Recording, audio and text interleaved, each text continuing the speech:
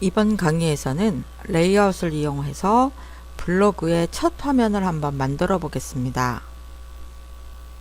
레이아웃으로 사용할 문서는 역시 에셋 폴더에 있는 layout.html로 미리 만들어 놨어요. 이 레이아웃은 어떻게 구성이 됐냐면요.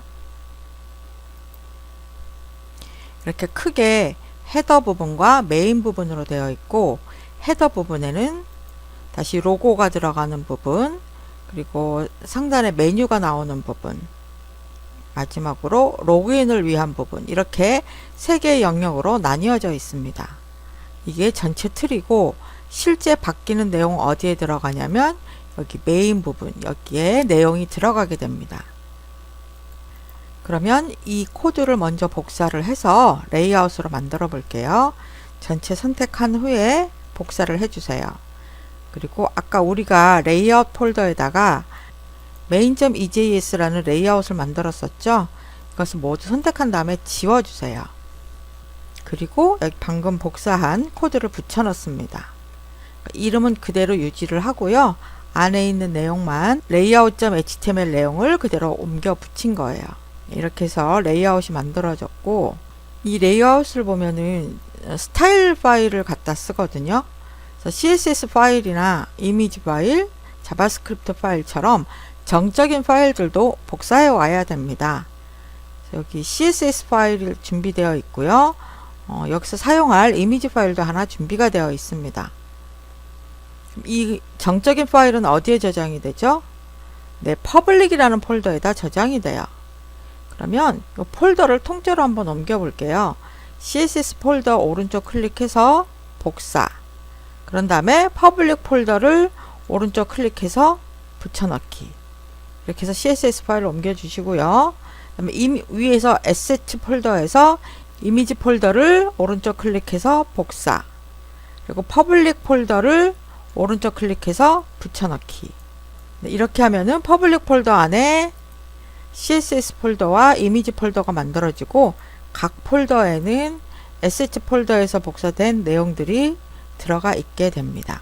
정적인 파일들을 옮겼으니까 app.js에서 정적인 파일들이 어디에 있는지 그 경로를 알려주는 게 좋겠죠. 여기 뷰 엔진 설정한 코드 밑에다가 이렇게 해서 퍼블릭 폴더 안에 정적인 파일들이 들어가 있다라고 설정을 해주시면 됩니다. 그러니까 레이아웃에서 홈과 어바웃이라는 링크가 있는데 모두 지금 샵이 들어가 있어요. 이 부분을 경로를 홈과 어바웃이라고 바꿔주세요. 그리고 여기 내용 이렇게 되어 있는 부분도 이렇게 변경 내용이 들어갈 수 있도록 EJS 태그를 넣어줍니다. 그 다음에 탭의 제목 부분이 바뀔 수 있게 이 부분을 이번에는요, 블로그에 접속했을 때 가장 먼저 만나는 첫 번째 화면을 만들어 보겠습니다. 파일은 index.ejs에 저장할 거예요. 루트로 접속하거나 홈이라는 경로로 접속을 했을 때 표시해 줄 화면입니다. 그 화면도 제가 assets 폴더에다가 index.html이란 이름으로 만들어 놨어요. 여기 index.html을 보면은 맨 위에 제목이 있고요. 중간에 이미지가 있고, 그 밑에는 최근 게시물을 보여주는 목록이 있습니다. 아직 우리는 데이터베이스와 연결되어 있지 않기 때문에 임시로 타이틀 1이라는 제목과 그 게시물 작성 날짜를 넣어 놨어요. 이것을 모두 복사해서 EJS 파일로 옮겨 보겠습니다. 전체 선택해서 복사한 후에 Views 폴더에 있는 index.ejs 파일을 열어주세요. 기존에 있던 제목 텍스트 지워주고요. 여기다가 붙여넣겠습니다. 그리고 저장해 주시면 돼요. 자, 레이아웃도 만들어졌고 첫 화면도 만들어졌어요. 그럼 서버에서 루트나 홈 경로로 접속했을 때 index.ejs 파일이 열려야 됩니다. 테스트 해볼게요. 서버가 실행 중인지 확인하시고요. 자, 로컬호스트에서 루트로 한번 접속해 볼게요. 네, 지금 보시는 것처럼 레이아웃 안에 여기 제목, 이미지, 그리고 게시물 목록 이렇게 index.ejs 파일이 나타납니다. 홈으로도 한번 들어가 볼까요? 홈도 마찬가지로 똑같은 라우트 코드를 사용하기 때문에 홈 경로를 요청했을 때도 index.ejs 파일 내용이 나타나죠. 여기 보면은 메뉴가 홈이 있고 어바웃이 있는데 제가 어바웃을 한번 클릭해 볼게요. 어바웃은 우리가 따로 코드를 작성하지 않고 텍스트만 들어있기 때문에 텍스트가 그대로 나타납니다. 이 부분은 여러분이 직접 한번 작성해 보세요. 홈으로 접속을 하든 어바웃으로 접속을 하든 위에 있는 레이아웃은 그대로 유지가 되고 있어요. 바뀌는 곳은 아랫부분, 어바웃이나 홈이나 요 밑에 부분만 바뀌고 있는 걸 알 수가 있죠. 그래서 레이아웃을 이용을 하면 전체적인 틀은 그대로 유지하면서 실제 필요한 부분만 내용을 바꿔서 표시할 수 있습니다. 자, 그럼 이제 몽고DB에 한번 연결해 보도록 하겠습니다. 몽고DB에 접속할 때는 커넥션 스트링만 알면 해당 데이터베이스에 접근을 할 수가 있습니다. 그래서 책에서 설명한 대로 몽고DB 사이트로 가서 로그인 한 후에 커넥션 스트링을 복사해 올 수도 있고요. 이미 한번 사용했던 몽고DB라면은 VS 코드에서도 좀 더 쉽게 복사할 수 있어요. 몽고DB 확장이 있죠. 그리고 여러분이 사용하는 데이터베이스가 있잖아요. 지난번에 연락처 애플리케이션을 만들었던 데이터베이스를 사용을 할 건데요. 이 연결되고 있는 데이터베이스를 오른쪽 클릭해서 Copy Connection String 하면 커넥션 스트링을 복사할 수가 있어요. 한결 쉽죠? 자, 데이터베이스에 접속을 하려면 커넥션 스트링을 저장해 두어야 되는데 외부로 드러나지 않게 하기 위해서 env 파일을 사용을 할 거예요. 자, 작업 폴더 창에서 빈 공간을 마우스 오른쪽 버튼으로 클릭하고 .env라는 파일을 만들어 주세요. 그리고 여기다 환경 변수를 지정해 줍니다. 네, 저는 몽고DB URI라는 변수 이름을 사용을 할게요. 그래서 뒤에다가 방금 복사한 커넥션 스트링을 붙여주시면 돼요. 이렇게 하면 바로 복사가 돼서 들어갑니다. 그리고 이제 우리는 새로운 데이터베이스가 필요하거든요. 그랬을 경우에 몽고DB 사이트에서 직접 만들 수도 있지만 커넥션 스트링 뒤에다가 원하는 데이터베이스 이름을 추가해 주시면 그 데이터베이스가 자동으로 만들어집니다. myblog라고 데이터베이스를 하나 추가해 보겠습니다. 저장을 해주세요. 자, 그럼 이제부터 데이터베이스에 접속을 해볼 거고요. 애플리케이션에서 몽고DB를 다루기 위해서는 몇 가지 모듈이 더 필요했습니다. 그 모듈을 설치를 해볼게요. 실행 중인 서버를 종료를 하고요. 몽고스 모듈과 비동기 처리에서 에러 처리를 도와줄 어싱크 핸들러 모듈을 같이 설치를 하겠습니다. 네, 두 가지 모듈이 설치됐죠? 네, 그럼 이번에는 데이터베이스에 접속하는 코드를 작성할 거예요. 데이터베이스에 접속하는 코드는 config라는 폴더에다가 만들어 줄 겁니다. config 폴더를 마우스 오른쪽 버튼으로 클릭하고 새 파일, 여기는 db.js로 저장해 보겠습니다. db.js에서는 env 파일에 저장된 URI를 불러와서 그 경로로 접속하도록 해볼 거예요.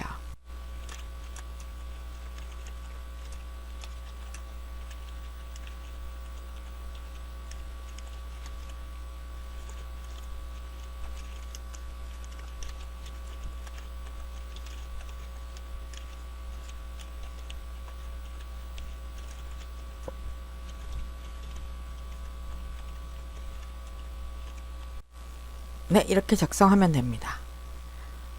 connectdb라는 함수는 커넥션 스트링을 이용을 해서 데이터베이스에 접속을 하는 함수예요. 접속에 성공하면 dbconnected 그리고 호스트 이름을 표현해 줄 겁니다. 데이터베이스에 제대로 접속됐는지를 우리가 콘솔 창에서 확인하는 용도로 쓸 거예요. 이렇게 작성한 connectdb는 모듈로 내보내 주면 되겠죠. 자, 모듈로 내보낸 것은 app.js에서 가져와서 사용을 해주면 됩니다. 네, 가져왔고요. 가져오기만 하면 되나요? 데이터베이스에 접속하도록 실행을 시켜줘야 됩니다. 네, 이렇게 해서 데이터베이스에 접속하도록 했어요. 자, 그럼 테스트를 해볼게요. 데이터베이스에 접속이 제대로 됐다라면 콘솔 창에 무언가 메시지가 나타나야 됩니다. 앱을 실행시켜 보겠습니다. 네, 여기 DB Connected 해가지고 뒤에 우리는 잘 알아볼 수 없지만 호스트 이름이 나타나요. 데이터베이스에도 정상적으로 연결됐다는 것을 알 수가 있습니다. 그럼 이제부터는 데이터베이스에 게시물을 저장할 수도 있고요. 저장된 게시물을 가져와서 화면에 보여줄 수도 있겠습니다. 데이터베이스에 자료를 저장하기 위해서는 그 자료에 스키마를 만들고 모델링을 해줘야 돼요. 네, 그것을 위해서 모델스라는 폴더에다가 스키마를 만들어 보도록 하겠습니다. 여기 모델스를 오른쪽 클릭하고요. 새 파일, 그런 다음에 post.js라고 저장해 보겠습니다. 여기서 스키마와 모델링을 해볼 거예요. 게시물에 보통 어떤 요소들이 필요한가요? 우선 게시물 제목이 들어가야 될 거고요. 그 다음에 게시물 내용이 기본적으로 들어가야 될 거고, 그 게시물이 작성된 날짜도 필요하겠죠. 만일 혼자 운영하는 블로그가 아니라면 작성자가 여러 사람일 경우에는 작성하는 사람의 이름도 들어가 줘야 될 겁니다. 그런데 우리가 만드는 블로그에서는요, 게시물을 관리자만 쓸 수 있도록 해서 굳이 작성자 이름은 넣지 않도록 하겠습니다.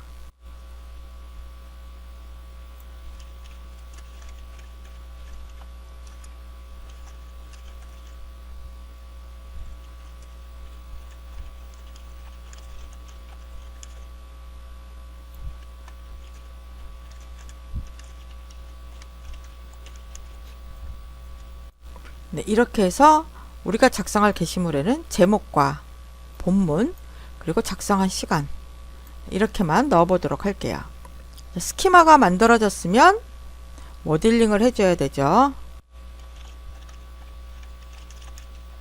이렇게 하면은 포스트 스키마를 이용을 해서 포스트라는 모델을 만들어라 라는 뜻입니다. 모델 이름을 포스트라고 했기 때문에 실제로 얘가 데이터베이스에서는 포스트 끝에 s가 붙은 컬렉션 형태로 만들어지게 됩니다. 저장을 할게요. 아직 게시물이 하나도 없어요, 데이터베이스에. 그러다 보니까 첫 화면에 불러와서 보여줄 내용이 없어서 임시로 몇 가지 게시물을 추가를 해보도록 하겠습니다. 여기에서 임시 데이터를 만들어 줄 건데요. 임시 데이터는 한 번만 작성하고 삭제할 겁니다. 얘는 어디에다 넣어야 되냐면 포스트라는 모델에다 넣을 거예요. 그래서 먼저 모델을 불러와 줄게요. 그래서 포스트라는 모델을 가지고 왔습니다. 여기다가 임시 게시물을 넣어 줄 건데요. 포스트라는 모델에다가 insert many 함수를 이용을 해서 게시물을 넣을 거야. 한두 가지가 아니라 여러 개이기 때문에 insert many라는 함수를 사용을 할 겁니다. 그 게시물이 여러 개라는 건 배열 형태로 들어가게 돼요. 게시물에는 타이틀과 바디만 들어가 주면 됩니다. 이제 제목 1 이렇게 쓸 거고요. 바디에는 여기다 여러분이 넣고 싶은 걸 어떤 걸 쓰셔도 돼요. 제가 작성한 내용은 아무런 의미가 없는 로렘 ipsum 텍스트예요. 이렇게 해서 이게 하나의 게시물입니다. 이걸 복사를 해서 여러분이 필요한 만큼 넣어주세요. 저는 한 5개 정도만 넣어보도록 하겠습니다. 이 게시물과 게시물 사이에는 쉼표로 구별을 해주셔야 돼요.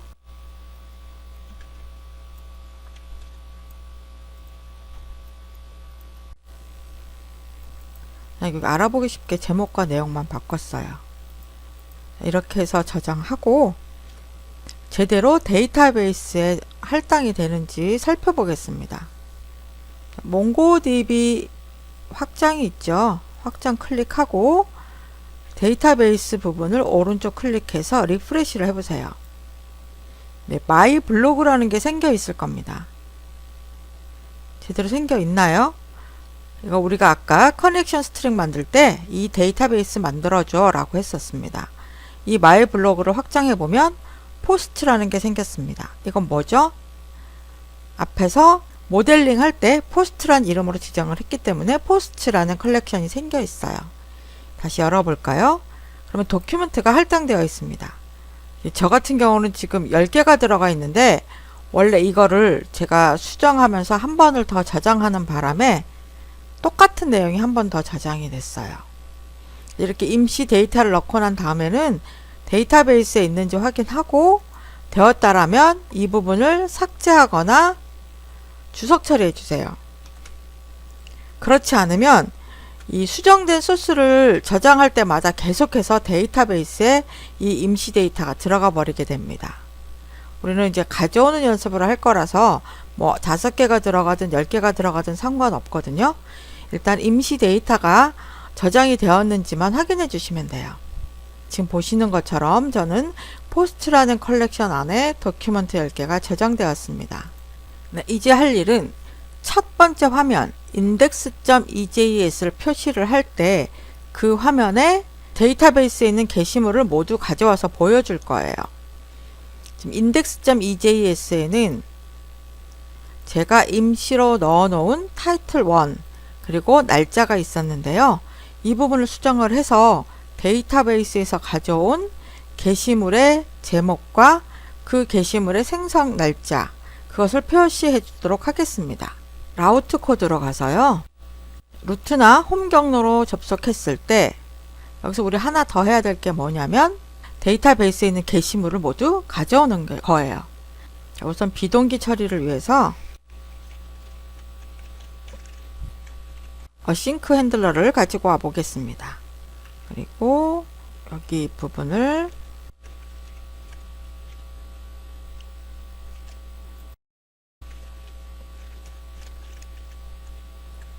네, 이렇게 하면은 데이터베이스에서 모든 게시물을 다 가져올 거예요. 포스트라는 컬렉션에 들어있는 걸 다 가져올 건데 이 가져온 값을 어디로 넘겨줘야 되죠? index.ejs로 넘겨줘야 됩니다. 그러면 이 로컬스 뿐만 아니라 데이터도 한꺼번에 인덱스로 넘겨달라고 지정하면 됩니다. index.ejs에서는 데이터를 받겠죠. 아까 메인 라우트 코드에서 넘겨준 데이터를 받았으니까 그 데이터를 이용을 해서 이 게시물 목록을 표시를 해주면 됩니다.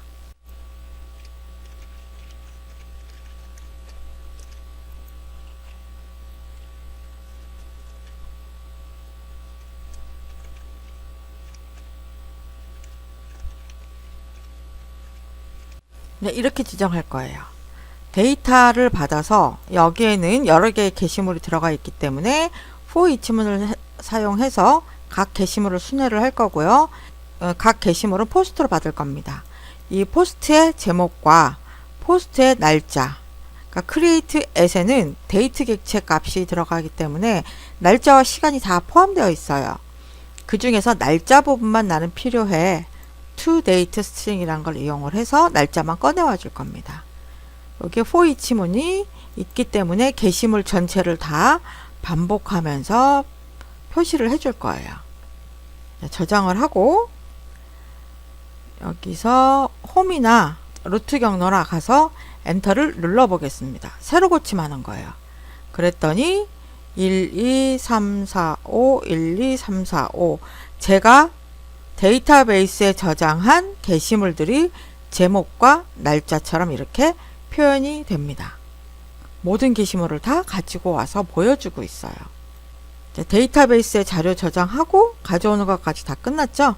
이제 하나 남은 거는 제목을 클릭했을 때 실제 게시물 내용을 보여주는 컨트롤러 함수를 한번 작성해 볼게요.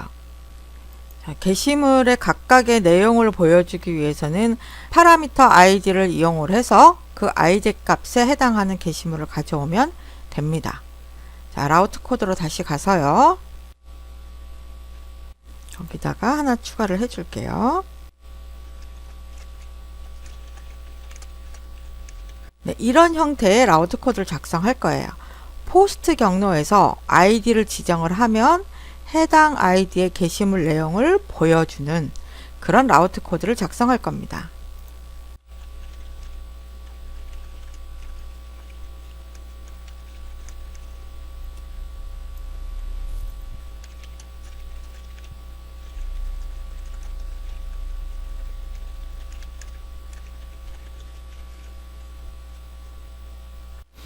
네, 이 코드를 보면은요, 포스트 경로로 id 값을 함께 넘겨주게 되면 데이터베이스에서 그 id 값에 해당하는 자료를 찾아와서 데이터로 할당해라 이런 뜻입니다.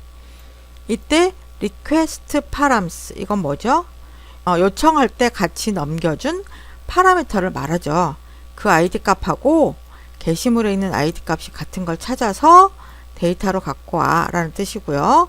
그 데이터를 어떻게 할 거냐면 post.ejs로 렌더링 하라는 뜻입니다. 이 post.ejs는 레이아웃이 메인 레이아웃을 사용을 할 거예요. 자, post.ejs는 아직 안 만들었기 때문에 우리가 빨리 작성을 해 볼게요. 얘를 저장을 해 놓고 views 폴더에다가 새 파일을 만들어서 post.ejs라고 하겠습니다. 얘는 개별 게시물을 보여주는 EJS 파일이에요.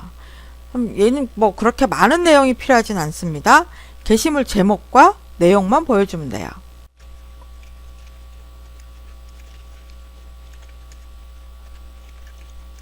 네, 이렇게만 해주면 됩니다. 아까 라우트 코드에서 데이터를 넘겨주겠다고 했잖아요.